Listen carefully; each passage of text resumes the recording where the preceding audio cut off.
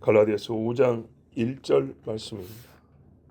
그리스도께서 우리를 자유롭게 하려고 자유를 주셨으니 그러므로 굳건하게 서서 다시는 종의 멍에를 매지 말라.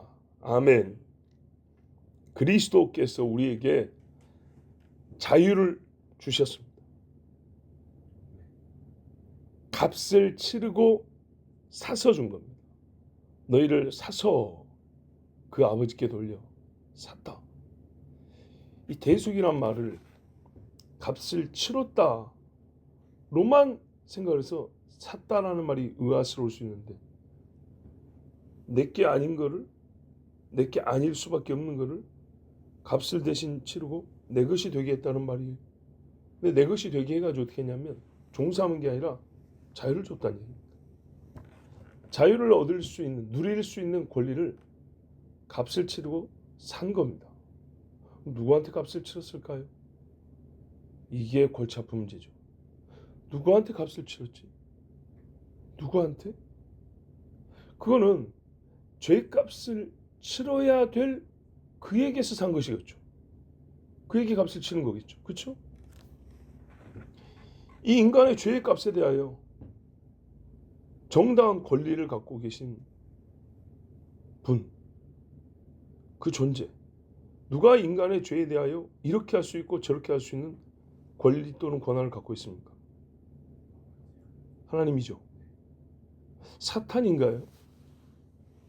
사탄인가요? 사탄에게 샀을까요? 스스로 죄에 팔려. 그런 표현을 보면 사탄에게 사람이 스스로 자기 몸을 팔아 들어가서 종노릇 한다. 완전히 부인하기 어렵습니다. 현실적으로, 실체적으로 보면. 사람은 그잖아요. 음행의 속으로 들어갑니다. 어떤 사람은 사탄이여 오소서 하고 막 제사 지내고 사탄을 주인으로 삼습니다. 이런 미친 짓까지 합니다. 그렇죠? 그래서 인간이 죄 지은 결과로서 어떤 자의 지배하에 속하느냐를 보면 사탄에게 팔려 들어가서 종노릇 한다. 이렇게 말할 수 있고, 그래서 사탄에게 값을 치르고 너의 죄에 대한 정당한 정죄의 권한은 없어. 이렇게 할 수 있거든요. 근데 말입니다. 사탄이 예수 피를 원했던가요? 그거 좀 바꿔준다 그랬어요.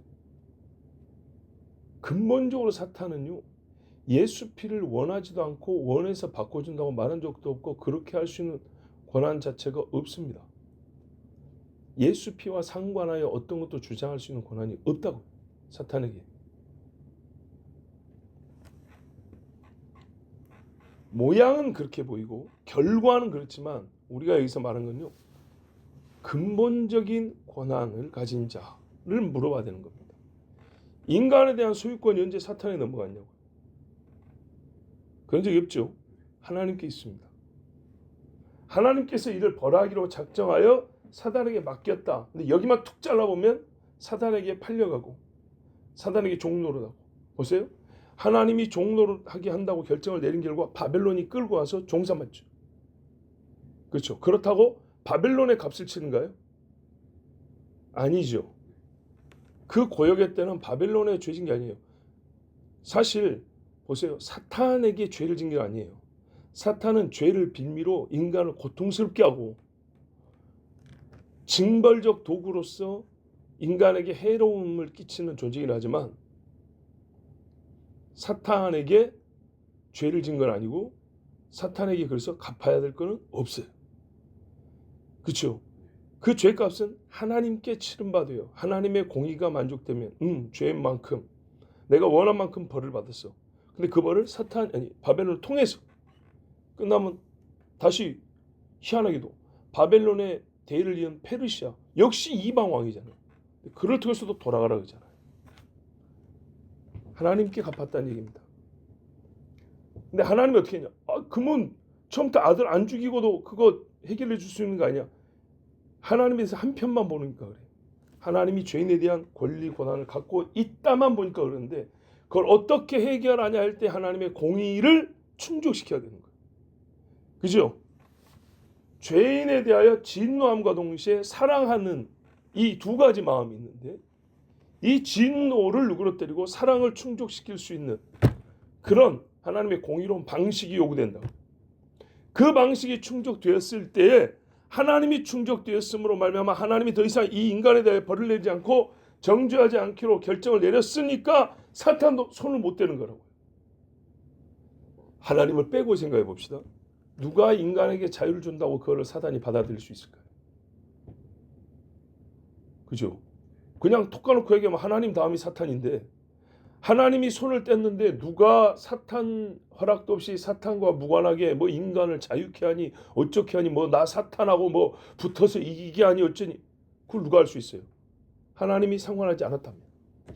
불가능하죠. 하나님이 모든 인간에 대한 권리, 권한을 갖고 있기 때문에 예수님이 하신 일은 뭐냐면 하나님의 그 공의를 만족해 하면서 인간에 대한 죄값을, 그렇잖아요. 그 죄의 값도 누가 정했는데, 이만큼이라고 누가 정했는데? 하나님이 정한 거예요. 그죠? 그 죄의 값에 대한 권한이 하나님께 있기 때문에 그만큼 벌을 주겠다는 거예요. 그만큼 벌이 뭐예요? 지옥, 영벌이에요, 영벌. 근데 그만큼의 권한을 갖고 있는 그분의 딱 그 공의에 합당하게 값을 치러야 되는 거예요. 그걸 누가 치를 수 있어요? 너무 사랑해서 얘들을 살리고 싶은데 그 값을 나 하나님께 충족될 만큼 값을 치를 수 있는 존재도 없고 방법도 없어요. 그래서 그 방법 하나님이 정하시고 가르쳐주고, 그렇게 할 수 있는 존재도 하나님이 자기 자신 아들을 내어보내주셔서 하게 하셨어요. 그래서 우리가 하나님께 갚은 거예요. 하나님께. 아시겠죠? 하나님께 값을 주고 샀어요. 그리고 그 아들은 어떻게 했냐? 아버지와 별개라서 요거 이제 내 종입니다, 이 말이 아니고 아버지께 바친다. 다시 깨끗한 자를. 그런데 그때는 종이 아니라 자녀로 돌린다. 이게 하나님이 신비로운 법, 이런 걸 보고 신비라고 하는 겁니다.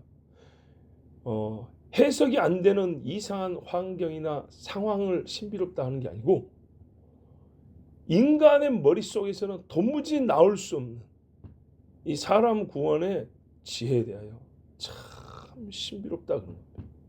그 신비를 담고 있는 예식들이 세례와 성찬이고, 그래서 그건 역시도 옛날 원어에는 일종의 신비라고 불렀습니다. 그런데 너무 신화나 이 뭐 세상에 영화 같은 거, 드라마 같은 걸 많이 봐가지고 신비라 하면은 허무맹랑한 이야기, 인간의 이성조차도 충족시키지 못하는 정말 추상적인 상상의 얘기를 말하는데, 그게 아니고 실제 하나 우리의 머리통으로는 이해할 수 없는 놀라운 지혜와 은혜를 신비라고 합니다. 이게 하나님의 신비. 요한복음 8장 36절에 아들이 너희를 자유롭게 하면 너희가 참으로 자유로우리라. 십자가에서 흘린 피값으로 산 것은 죄와 사망의 종로라는 납니다. 나를 사서 종으로 삼고자 한 것이 아니라 자유를 주었어. 그 자유는 어떤 정도의 수준의 자유냐? 한 아버지를 모시는 아들됨의 자유였어요. 이 자유도 그냥 풀어서 이제 네 마음대로 가 정도가 아니고 같이 아들이 된다, 여기까지 이르는 자유였어요. 어마어마한 자유죠. 근데 여전히 우리가 어떻게 해요? 육을 입고 너는 죄의 본성이 있어요. 그래서 어떻게 하냐? 아버지의 자녀라는 신분을 얻었는데 거기에 걸맞는 삶은 예수님은 되는데 우리는 안 돼요. 그래서 되게 하기 위해 어떻게 했냐? 예수님은 보세요, 성결의 영으로 오는 거였어요. 육신에 뭐가 필요하냐? 성결의 영이 필요해요. 그래서 성령이 임합니다. 성령이 임하여 하시는 여러 가지 중에 첫 번째는 하나님의 자녀답게 그를 성결하게 하는 겁니다. 근데 어디서부터 성결하게 하냐? 양심, 마음, 여기부터 성결하게 하는 거예요. 너희가 마음으로 새롭게 하여, 여기입니다. 여기. 그러면 이게 새롭게 되면 하나님이 창조하실 때부터 정하는 선한 일을 행하게 하려 합니다. 이게 되는 거예요. 도덕적 선이 아니고 창조적 선. 바로 이게 가능하게 하는 이 시발점이 뭐냐면 그리스도가 핏값으로 주고 산 행위, 십자가입니다. 십자가. 그리고 그것이 시간적으로는 아직 안 됐지만 선언적으로는 이미 됐다라고 보여준 게 뭐냐면 부활입니다. 그리고 시간을 통하여 역사적에서 완성이 되었다가 재림입니다. 하나님의 아들로서 그리스도만 할 수 있는 일을 하기 위하여 예수님이 이 땅에 어떻게 살았냐? 종으로 살고 죽으신 것처럼. 그 자체도 신비죠. 보세요. 좀 극단적으로 말할까요? 아들로서 아들이 되기 위하여 종으로 살았어요. 희한하죠. 네. 아들인데 아들이 되기 위하여 이 땅에서 종으로 살았어요. 이 역설에 진짜 자유가 있어요. 우리를 하나님의 자녀로 온전히 살게 하기 위하여 성령은 어떻게 하냐면 그리스도의 종이 되게 해요. 그리스도의 종이 되지 않으면 아까 말했던 그 자유가 실제화되지 않아요. 왜냐하면 마귀가 계속 틈을 나서 끌고 가거든요. 그래서 뭐라 하냐면 굳게 서서 그랬어요. 싸우란 얘기죠. 싸우라. 우리가 얻은 자유는요, 정치적, 경제적, 군사적 자유가 아닙니다. 겉모양 그렇게 뛸 수 있어요. 또 이것들이 육을 입은 인간에 영향을 미치니까 이거를 뺏음으로써 양심의 자유를 뺏어가고 영적 자유를 뺏어가는데 쓰긴 하는데 본질적으로는 우리가 얻은 자유는 영적인 자유, 양심의 자유. 이 양심의 자유는 정직함 이상을 말하는 겁니다. 사탄이 정죄하는 양심이 아니라 하나님께서 의롭다 하심을 얻은 양심, 두려움과 절망에서 벗어났고 의와 희락을 경험하는 그 가운데 있는 양심. 이게 우리가 얻은 거예요. 그래서 이 양심, 새로워진 양심으로부터는 힘이 있었어요. 예수 그리스도 매한 더러운 사탄 귀신 떠나. 매한원이 떠나라. 이것도 가능하고요. 누가 나를 정죄하리요. 이렇게 외치는 것도 가능해집니다. 근데 이게 엄청난 능력이죠. 그리고 사탄하고 반대되죠. 예, 극렬히 반대되는 거예요. 그래서 사탄이 이걸 뺏으려고 그래요. 그러니까 어떻게 해요? 싸워야죠. 사탄을 대적하고 하나님의 의로운 일에 동참할 수 있고 성령의 도우심도 구할 수 있고 이 세상을 넘어서 영원한 사망의 두려움에서 벗어나는 이 자유. 이게 이 땅에서만 문제 아니고 영원히 벗어나기 때문에 한번 뺐으면 영원히 가둬둘 수 있겠죠. 그래서 이 영원한 것을 가지고 사탄은 싸움질을 합니다. 그걸 뺏기 위하여 도구적으로 이 땅의 한시의 것들을 쓰는 겁니다. 네, 화투를 써요. 음행을 써요. 영원히 잡아두려고. 그래서 우리는 어떻게 해요? 이 땅에 사는 한시적 시간 동안도 육을 갖고 있는 동안에 부지런히 싸워야 되는 거예요. 이 영적인 문제고 영혼의 문제니까. 굳게 서서 생각나죠? 에베소에서 보면 너희가 하늘의 권세들과 싸우고 굳게 서 있기 위하여. 베드로서 5장 8, 9절에 근신하라 깨어라 너희 대적 마귀가 우는 사자같이 두루 다니며 욥기에 보니까 사탄이 두루 다닌다 그랬는데 삼킬 자를 찾나니 그렇죠. 욥도 먹겠다 그랬죠. 너희는 믿음을 굳게 하여 저를 대적하라. 이는 세상에 있는 너희 형제들도 동일한 고난을 당하는 줄 알미니라. 아멘. 사탄이 삼키려고 할 때 주로 쓰는 방법이 고난이라는 거예요. 욥도 보세요. 삼키고 싶어가지고 고난을 썼어요. 육을 치는 겁니다. 죄를 짓게 하고 회개를 못하게 하고 그 다음 단계입니다. 회개의 유효를 의심하게 하고 회개하라고 하는 사람을 신학적 오류를 가진 율법주의자처럼 매도하고 또 스스로 나는 용서받지 못했어. 나는 용서받지 못할까는 자기 정죄에 계속 빠지게 하고 믿음의 정의, 우리 데피니션이라고 있잖아요. 믿음의 뜻, 이 뜻에 대하여 율법의 행위로 다시 재정의를 하여 도무지 헤어날 수 없게 만들고 믿음을 쓰는데 어떻게 쓰는가 보니까는 율법의 행위나 율법적 의미를 가진 행위로 계속 쓰는 거예요. 믿음이란 거. 그럼 어떻게 하냐? 사망의 두려움에 사로잡히지 평안이 없어요. 한마디로 죽게 만들고 살았으나 죽은 자처럼 살게 하는 거예요. 여기에 마귀가 하는 거예요. 그러니까 여기에 싸우라는 얘기예요. 이게 무슨 칼 들고 싸우는 얘기입니까? 주먹질하는 싸움입니까? 그런 거 아니죠. 이런 마귀의 괴기에 도전을 할 때는 어떻게 싸우냐? 누워서 싸우는 게 아니에요.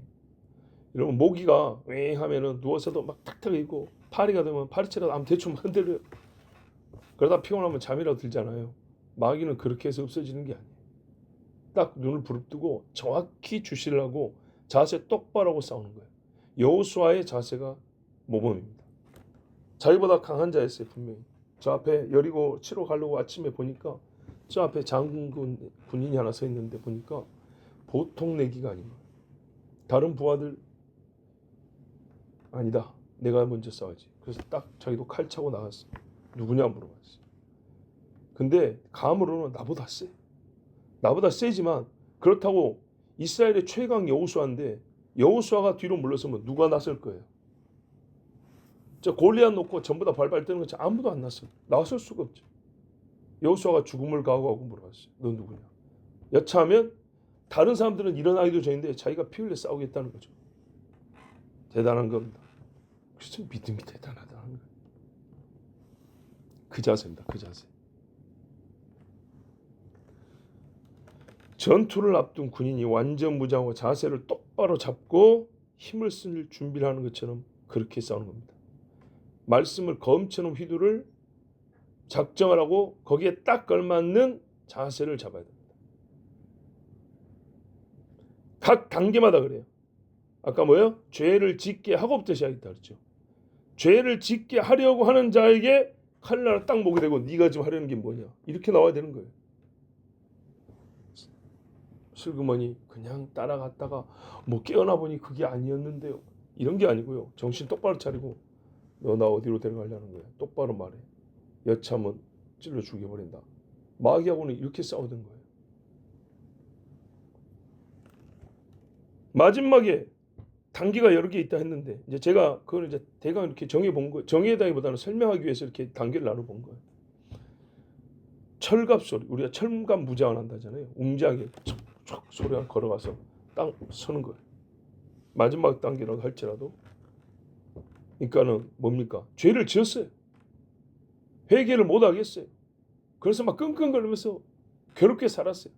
근데 어쩌지 겨우 해가지고 회개도 하고 은혜를 받고 눈물 펑펑 흘렸어요. 근데 이 새끼가 계속 생각나고 계속 정죄하는 거야. 그때도 어떻게 하라고요? 철갑 무장을 푸는 것이 아니고 햇사람 우리아처럼 딱 가서 끝내 네가 나를 넘어뜨려 하는구나. 그래 내가 마지막 힘을 쓰고 너를 무너뜨리겠다. 이런 각오로 가야 된다. 나 회개했어. 더 이상 나를 정죄하지 마. 하겠다는 거야. 좋아. 씨름 한 판 하자. 이래야 되는 거. 네가 나한테서 믿음을 뺏어가려고 하는 거구나. 믿음을 놓고 정녕 나와 겨뤄보겠다는 거냐. 이런 각오나 이런 뭡니까 이 마음으로 말입니다. 이 군인 정신 같은 게 아니죠. 군인 정신보다 더 해야 되죠. 영혼을 놓고 싸우는 거니까. 끝까지 자유를 못 뺏게 굳게 서서 싸워야 되는 겁니다. 어디서부터요? 죄를 짓게 하는 데서부터. 회개하고 용서하고 자유를 주신 분이 하나님인데 안 받은 것처럼 말하고 안 받은 것처럼 착각을 하고 여전히 죄 가운데 섭섭 막 두려면서 떨면서 이게 천국을 가겠다는 건지 지옥을 가겠다는 게 알 수가 없는 거기에 대하여 네가 지금 하고자 하는 게 뭐냐 이렇게 딱 대면하여 거기는 삿대질도 괜찮아요. 더러운 것이 나 삿대질 한 것처럼 나에게 말하라. 이렇게 싸울 수 있어야 합니다. 여러분 진짜 지금 죽어도 천국 갈 건 믿습니까? 우리가 옛날에 내비게이터에서 나온 그 성경함송 있잖아요. 69절인가 뭐 1번이 믿음의 구원의 확신이 구원의 확신. 거기 없으면 뒤에 것들은 아무 소용없다는 거죠. 제일 중요한 겁니다. 예수를 믿는다는 것은 곧 구원 받았다는 얘기인데 다른 거는 다 받아요. 창조도 믿고요. 막 진화론자라고 열렬히 싸워요. 그럴 능력이 있어요. 지식도 있고 막 복음에 대한 막 열정이 있어. 내가 막 진리를 지키기 위해 막 싸우겠어. 동생이랑 싸울 수 있어. 근데 정작 네 지금 죽으면 구원받을 수 있어? 아니요. 이거 뭐 한 거예요? 진짜 생각해보세요. 뭐 한 거냐고. 얼마나 어리석냐고. 막 짐승의 표가 어떻게 하고 막 이제 3차 대전이 나면 어떻게 하고 우리는 믿음을 지키기 위해서 교회를 지키기 위해서 별선을 다했어요. 우와 그래. 근데 맨날 두려워하는 거예요. 뭘 두려워하는 거 봤더니 전쟁은 안 무섭대요. 근데 지금 죽으면 지옥 갈까 봐 두렵다는 거예요. 어떻게 된 일이죠 이게? 다시는 종의 멍에를 매지 마라. 담대하고 결연하게 싸워서 자유를 지키는데 종의 멍에를 지는 거냐? 아니면 자유롭게 자녀로서 계속 사는 거냐? 이 땅셋이 하지만 지속은 영원히 내세까지. 만일 지면 종의 멍에를 다시 지고 못 벗어납니다. 이길 때까지 못 벗어나는 겁니다. 죽기 전에 이기면 다행인데. 이야, 이 마음을 사로잡힌 사람이 이게 어렵습니다. 그럼 종의 멍에는 뭘까요? 일단 자유에 반대되는 말이 종인데, 자녀에 반대되는 말이 종이고, 아니다, 자유에 반대가 멍해야 되겠군요. 자유에 반대되는 말을 억압, 핍박, 고난, 뭐 다른 말로 쓸 수 있는 멍해라고 그랬잖아요. 자유롭지 않은 사람은 감금당하고 있어요. 멍해로 꼭 지진 않아요. 근데 멍해라는 게 무슨 말이야? 우리 이 영적 세계에 있어서는 말입니다. 자유롭지 못하다는 것은 갇혀 있다는 것만 설명이 안 되고, 갇힌 상태에서 자유가 제한된 상태에서 멍에 짐을 지고 있다는 거예요. 수고하고 무거운 짐진 자들아 다 내게로 오라 그랬죠. 짐인데 그 짐을 어떻게 표현하냐면 벗짐이나 지게짐이 아니고 멍에의 짐이라고 했어요. 멍에는 누가 집니까? 그렇죠. 대부분 소가 집니다. 소가 짐을 싣거나 짐을 실은 수레를 끌기 위해서 소의 어깨에 이렇게 매어가지고 그 힘을 써야 될 곳과 연결하는 도구입니다. 이 멍에로 짐을 지고 힘겹게 걸어갑니다. 힘들죠. 멍에가 있는 동안에는 소는 짐지는 일을 계속합니다. 언제까지요? 죽을 때까지. 근데 생각해보세요. 소가 죽고 나면 이 일은 끝납니까? 아니죠. 실제 생활에서 보면 다른 소가 또 지죠. 일의 양이 소가 질 수 있는 양보다 더 많습니다. 짐의 무게가 소가 죽을 때까지 질 수 있는 무게보다 훨씬 능가합니다. 무슨 말이에요? 1만 달란트 빚진 것처럼 소가 아무리 짐을 지고 나르고 또 날려도 여전히 쌓여있는 짐을 봅니다. 그리고 현실에서도 소가 어떻게 하냐, 힘을 이제 다해가지고 그 짐을 질 수 없거나 쓰러지면 도살되거나 폐기처분, 묻어버립니다. 그럼 어떻게 됩니까? 소는 그 짐을 다 지지 못한 채로 죽고 평생 짐만 나르다가 죽고, 그러고도 짐은 여전히 남아있습니다. 무슨 말인지 아시겠죠? 율법을 지키고 요거 지키면 자유로울 것 같은데 또 남아있고, 요거 지키면 자유로울 것 같은데 또 남아있고. 예수 믿으면 술 끊어야 된다고 해서 술 끊었는데 와 자유롭게 하루였는데 뒷날 보면 담배가 있고, 담배 끊는데 도박이 있고, 도박인데 음란이 있고, 음란 끊어진 것 같은데 죽을 때까지 안 끊어지고, 어이구 남았네. 그리고 또 다른 시기가 있고, 미움이 있고, 가끔 또 다른 수가 의심도 있고, 남아있고 죽을 때까지 이 짐은 안 없어집니다. 짐이 많냐 소의 힘이 많냐? 짐이 많습니다. 소는 다 지지 못하고 힘이 파해서 쓰러집니다. 그리고 그냥 보통의 소는 사람을 잡아먹고 도살로 하거나 아니면 땅에 파묻어 버립니다. 해결하지 못한 짐으로 평생 고생하다가 그 짐의 무게 아래 눌려 있다가 죽은 겁니다. 요 비유를, 이건 현실에서 보는 건데 요거를 어디다 갖다 썼어요? 믿음이 없이 율법의 행위로 의를 얻겠다는 사람들에게 말하는 겁니다. 율법 조항 하나하나도 있지만요, 아까 제가 율법적 행위라고 했어요. 유대인들이 장로의 전통과 조상들의 유전이라고 그랬어요. 율법을 보니까 만들 수 있겠어, 비슷한 거. 그죠? 안식일을 이렇게 거룩하라 그랬잖아요. 그러니까 어떻게 해요? 며칠 날 뭐 하면 안 돼. 이런 식으로 만들 수가 있겠어요. 안식일 지키는 것도 뭐 하냐면 몇 걸음 이상 가면 안 된다고 만들 수 있겠어. 불 피우지 마라 그랬으니까 야 이거 전기 스파크도 안 돼? 이렇게 만들 수 있겠어요. 훨씬 더 많은 걸 만들어냈어요. 그래서 365개 할라카라 그랬던가 숫자는 뭐 하루에 한 개씩 정도. 어마어마한 율법 외적인 걸 만들어냈어요. 이게 역설인데, 아이러니인데 일종의. 그만큼 인간이 율법하고 죄를 해결하지 못했다는 거예요. 율법을 가만 놔두면 죄를 더 만들어내지. 또 한편 범법하면 더함으로 준 게 율법이라고 했잖아요. 이게 악순환이에요. 그러니까 율법의 행위로 의롭다함을 얻겠다는 것도 문제인데 보세요. 그거에서 파생된 것으로서 율법적 행위를 만들어내요. 비슷한 것들을 만들어내서 이거 해야 돼 저게. 되게 이단들도 그러잖아요. 거기 가면 희한한 교리들이 많아요. 근데 전부 다 성경을 갖고 또 예배 드린다 하고 있어요. 이단 안 가봤어 잘 모르지. TV라도 봐봐. 거기 가면 희한한 규정들이 너무 많아. 그걸 지켜야 돼 여기서는. 네. 근데 그걸 어디서 하냐면 여기서 가져온 거예요. 여기서. 율법적 행위들. 율법을 본따서 만든 멍해들. 한도 끝도 없어요. 왜? 사람을 올가매려 한 거니까. 교주 말을 듣게 하려고 한 거니까. 벗어나지 못하게 만들려고 하는 거니까. 나의 지배와 나의 영향권 안에 두려고 만든 거니까. 혹 그렇게 하지 않았더라도 이 마음이 믿음으로 완전히 장악되지 못하면 그렇게 변질이 되게 돼 있어요. 율법을 받을 때 신의사에서 얼마나 할렐루야가 받았어요. 근데 그것도 변질시켜서 악하게 써먹는데. 그러니까 뭐가 없어요? 믿음이 주는 자유가 없어요. 자유가 대표적 증거입니다. 정말로. 자녀가 되었다는 확신. 니까지 지키면 돼. 이런 질문이 벌써 뭐예요? 율법적 질문이에요. 모든 인간이 죄 아래 갇혔다 했다니까요. 그래요. 말 그대로 모든 인간은 니까지 거예요. 근데 그 니까지 거를 내 자식이 되겠다 하나님이 그렇게 했는데 여전히 니까지 게 뭐고 이거는 니는 뭔데 도대체. 굳게 서서 싸우라고요. 굳게 서서. 나는 겸손해야 되고 그러면 내가 너무 교만한 거 아닌가요? 그리고 80년 90년 살아봤어요.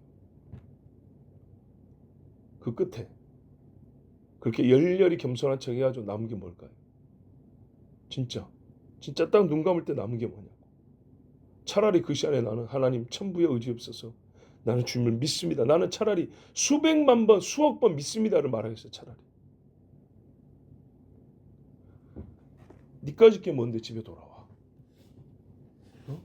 아버지 재산을 반이나 갖다 처먹어버리고 살아있는 아버지 죽은 것처럼 유산 내놓으라고 하는 이런 백정만도 백정이란 건 좀 그렇고 이런 배은망덕한 놈이 어디 있어. 백정만도 못하는 건 백정이 직업인지 사람을 천하게 볼 이유는 아니기 때문에 그런 거예요. 니까지 게 어디를 들어와. 나처럼 계속 말이지. 근데 아버지를 보세요. 처음 말했죠. 권한은 아버지께 있다니까요. 아버지가 말도 안 되는 방식으로 아들을 다시 사왔다니까요.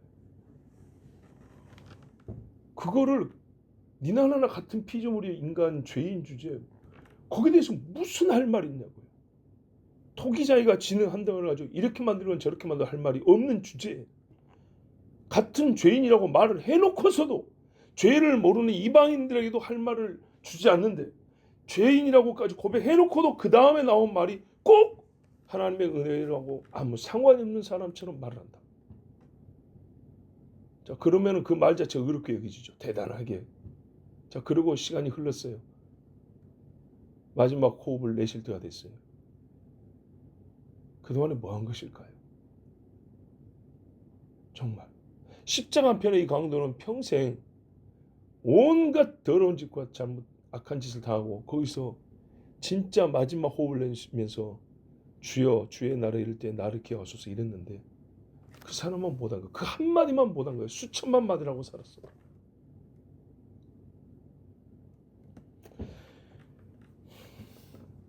신선한 풀을 뜯어먹지도 못할 일에 자신을 얽맵니다. 쓰레기통을 뒤지고 더러운 몸에다가 물에다가 다시 들어가서 또 씻습니다. 이거는 죄에서 나왔고 또 죄로 들어간다는 말입니다. 근데 그 다음엔요. 믿음으로 의롭다함을 받았다 해놓고 다시 불신으로 돌아가는 이런 문제들. 이건 이제 실생활에 보면 교리적 문제죠. 또 자꾸 불신으로 들어가고 또 믿음으로 의롭다함 받고 또 불신으로 얻다 믿음으로 이게 수만 번을 왔다 갔다. 어느 시점에 있을 때 구원을 받을까요? 그럼 할렐루야. 행위로 자기 의를 자신할 수 있을 때까지 그리스도가 주신 자유를 믿지 못하는 자들이 많습니다. 믿습니다 해놓고 다시 스스로 눈을 살짝 감든지 입을 지그시 문다든지 왜 그러냐. 그런 데가 붙으면 의심입니다. 그런 데에 남아있는 그 죄들을 어떻게 했냐. 우리가 다 회개하지 못했죠. 그래서 이런 말이 있는 겁니다. 주께서 변호해 주시리라는 겁니다. 끝나버린 죄에 대하여 변호라는 말은 쓰지 않습니다. 남아있는 죄에 대하여 변호라는 말을 씁니다. 어떻게 변호해 주실까? 어디서 변호해 주실까? 를 한번 생각해 보십시오.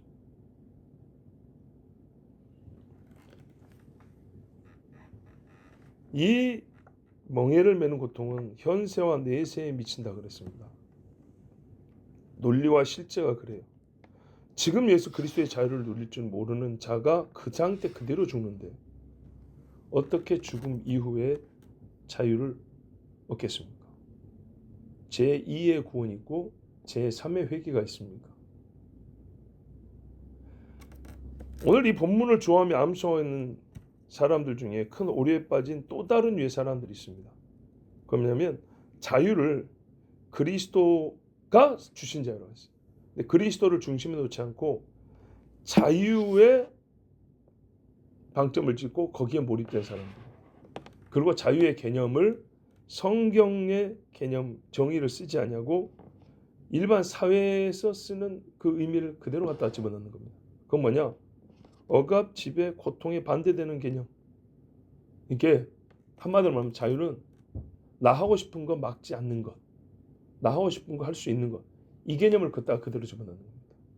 죄와 사망에서 자유가 아니고 나 하고 싶은 거 못하게 하는 것으로부터 벗어난 거. 그럼 어떻게 되는 거예요? 자유는 내 하고 싶은 거 마음대로 하는 거. 이렇게 개념을 가지고 이따 집어넣는 겁니다. 그럼 뭐 해준 거예요? 주님이 죽으심으로 값을 이미 다 치렀으니까 네 먹고 싶은 거 다 먹어. 계산 끝났어. 이런 식으로 쓰는 겁니다. 그래서 우리는 아까 굳게 서서 죄로 끌고 간 자에게 너 나를 죄를 끌고 가는 걸 하는구나 싸우라 그랬는데 이렇게 잘못된 생각을 가진 사람들은 죄 지면서 주님 주신 자유야 이렇게 말하는 거예요. 나는 그렇게 가르치는 분과 그렇게 믿는 공동체 안에서 살아봤다고 여러분에게 몇 번 말씀드렸어요. 성경의 자유를 마치 마음 편하게 죄를 지어도 됨 또는 죄를 짓고도 양심의 가책, 죄책을 느낄 필요가 없음. 마음에 찔려. 너 아직 믿음이 없구나. 너 율법주의에 사로잡혀 있구나. 이렇게 말하는 거예요. 그런 사람들. 그래서 양심이 찔리면 안 돼요. 그냥 괜찮아야 돼요. 그래서 늘 어떻게 하냐면 나는 괜찮은 사람이다를 외칠 수 있어야 됩니다. 이게 자유라는 거예요. 정말 미치고 팔짝 뛸 일이죠. 그런데요. 계속 들어봐요. 이게 우리 인간의 육체의 본성이 맞거든요. 그래서 전도사님이 그러는데 뭐 목사님이 그렇게 가르쳤는데 뭐 따라가는 겁니다. 이것이 현대신학과 세속주의에 물든 자칭 그리스도인들의 자유 개념입니다. 이 사람들은 전통적인 경건의 규례를 무시하고요. 거룩하고 선한 일에 힘쓰라는 말씀을 듣지 않고 그것을 가르치는 자들을 도리어 정죄자라 합니다. 하나님의 뜻은 이것이니까 이것을 해야 돼. 왜 나를 얽매해? 이렇게 받아칩니다. 예배 시간 좀 잘 지키라면 너 그렇게 율법주의로 살지 마. 이렇게 말을 합니다.